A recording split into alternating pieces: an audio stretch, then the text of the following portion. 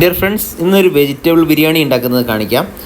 ആദ്യമായി ബസ്മതി റൈസ് എടുക്കണം, പിന്നെ കോളിഫ്ലവർ കുറച്ച്, പിന്നെ പൊട്ടറ്റോ, പിന്നെ വലിയുള്ളി, ക്യാരറ്റ്, അതുപോലെ പുതിനയില, പിന്നെ ഇഞ്ചി വെളുത്തുള്ളി പേസ്റ്റ്, പിന്നെ ബീൻസ് കുറച്ച്, പിന്നെ കുറച്ച് നാരങ്ങ നീര്. ഇത്രയും നമ്മൾ തയ്യാറാക്കി വെക്കണം.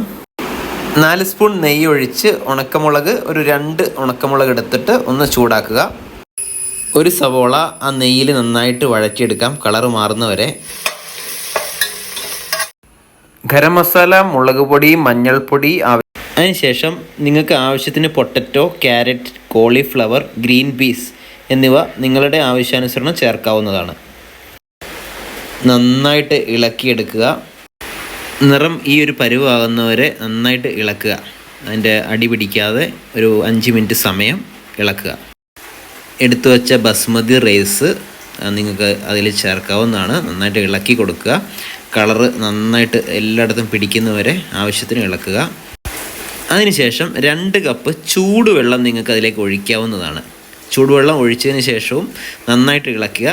അതിനുശേഷം നിങ്ങൾക്ക് ആ ഒരു പാത്രം അടച്ചു വയ്ക്കാവുന്നതാണ്. നന്നായി ഇങ്ങനെ തിളച്ചതിന് ശേഷം നിങ്ങൾക്ക് കുറച്ചും കൂടെ വേവ് ആയിട്ടില്ലെങ്കിൽ വീണ്ടും കുറച്ച് സമയം, 1/2 മണിക്കൂറുടെ അടച്ച് വെച്ച് കഴിഞ്ഞാൽ നന്നായിട്ട് വെന്ത് കിട്ടുന്നതാണ്. അപ്പോൾ ഈ രീതിയിൽ നിങ്ങൾക്ക് അവസാനം കുറച്ചും കൂടെ നെയ്യ് അതിൻ്റെ മുകളിലൂടെ ഒഴിച്ചിട്ട് വേണമെങ്കിൽ ഒന്ന് ഇളക്കിയെടുത്തു കഴിഞ്ഞാൽ നല്ല രീതിയിലുള്ള ഒരു സ്വാദിഷ്ടമായിട്ടുള്ള നിങ്ങൾക്കൊരു ബിരിയാണി